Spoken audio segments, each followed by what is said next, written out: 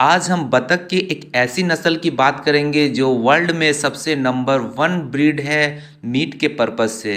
दोस्तों ये American breed है और इस ब्रीड का नाम है वाइट पैकिंग।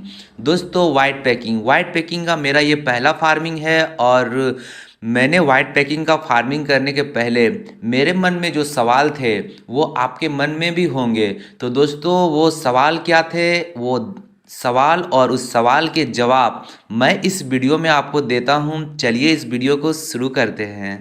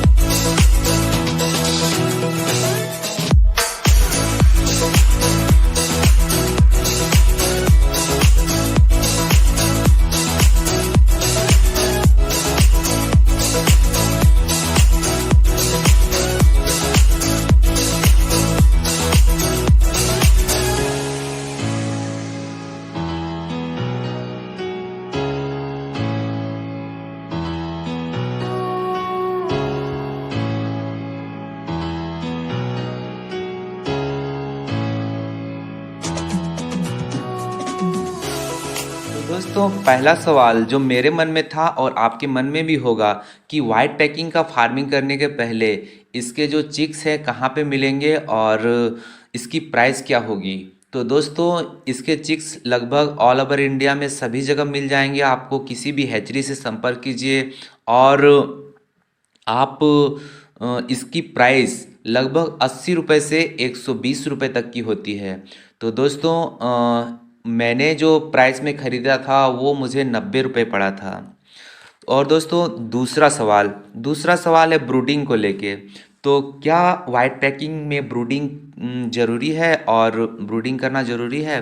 तो दोस्तों इसका जवाब है हाँ। वाइट पैकिंग को भी ब्रूडिंग करना बहुत ज़रूरी है और अगर आप ब्रूडिंग करते हैं सही से तो आपके बच्चे मरेंगे नहीं और मॉर्टलिटी बहुत कम होती है। और मैंने भी ब्रूडिंग किया था। तीसरा सवाल, आप सोच रहे होंगे कि मॉडलिटी कैसी होती है बतखों में और वाइट पैकिंग की मॉडलिटी कैसी होती है। तो दोस्तों जितने भी नस्ल हैं बाकी, जैसे मैंने इंडियन रनर और खाकी कैम्बल दोनों ही पाला हुआ, तो उसके हिसाब से इसकी मॉडलिटी काफ़ी काफ़ी काफ़ी कम है। लेकिन अगर मॉडलिटी नहीं है तो ये मैंने बता सकता हूँ मॉडलिटी तो होती है, लेकिन इसका परसेंटेज बहुत कम है दूसरे बतखों की तुलना में। और चौथा सवाल, ये कितना वज़न गेन करती है और इसका वेट कैसा कब कितना होता है? तो दोस्तों ये लगभग 1 महीना में 1 किलो का और 2 महीना में लगभग ये 2.5 से 3 किलो का वेट गेन कर लेती है दोस्तों। क्यों? और ये अमेजिंग है, ये बहुत अच्छा वेट है। और मेरे भी फार्म में लगभग ऐसा ही रिज़ल्ट मुझे देखने को मिला। पांचवा बात आपके मन में भी होगा दोस्तों कि इसको क्या खिलाएं और इसकी फीडिंग कैसी होगी। तो दोस्तों ये जिस तरह से मैं बता रहा हूँ कि ये मीट के पर्पज़ से पाला जाता है, तो इसकी फीडिंग को हम जितना लो रखें, जो मार्केट में सबसे सस्ता फीड हो वो फीड हम इसको खिलाएं। और ये खाती बहुत ज़बरदस्त है और ज़्यादा खाती है इंडियन रनर की तुलना में या फिर खाकी कैम्बल की तुलना में। तो दोस्तों इसका फीडिंग आप कुछ भी खिलाइए, गेहूं दर्रा, मकई दर्रा या फिर हरा चारा, भूसा, कुछ भी खिलाइए ये खा लेगी। और मैंने क्या खिलाया, तो दोस्तों मैंने स्पेशल फीड इसके लिए नहीं खिलाया, जो अपने दूसरे बतखों को देता था वही फीड मैं इनको दिया हूँ। और छठा सवाल में आपके मन में भी होगा कि क्या ये अंडा देती है या फिर अंडा के पर्पज से पाला जा सकता है। तो नहीं दोस्तों, अगर आप एग फार्मिंग करना चाहते हैं तो ये अंडा के पर्पज में नहीं पाला जा सकता है। और इसका एग देने की कैपेसिटी 150 से लेके 160 तक का है सालाना। और अगर आप पूछिएगा कि आपके यहाँ अंडे आ रहे हैं क्या वाइट पैकिंग के, तो नहीं, अभी मेरे यहाँ अंडे स्टार्ट नहीं हुए हैं वाइट पैकिंग का।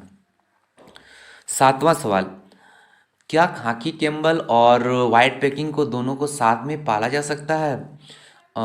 तो हाँ दोस्तों, पाला जा सकता है, मैं पाल रहा हूँ और इसमें कोई किसी तरह की कोई दिक्कत नहीं है, आप भी पाल सकते हैं। और आठवां सवाल है मार्केटिंग को लेके। तो दोस्तों, मार्केट मार्केट इसका जो ठंडा प्रदेश है वहाँ पे बहुत ज़्यादा है, क्योंकि इसका जो बतख का मीट जो होता है थोड़ा गर्म मीट है।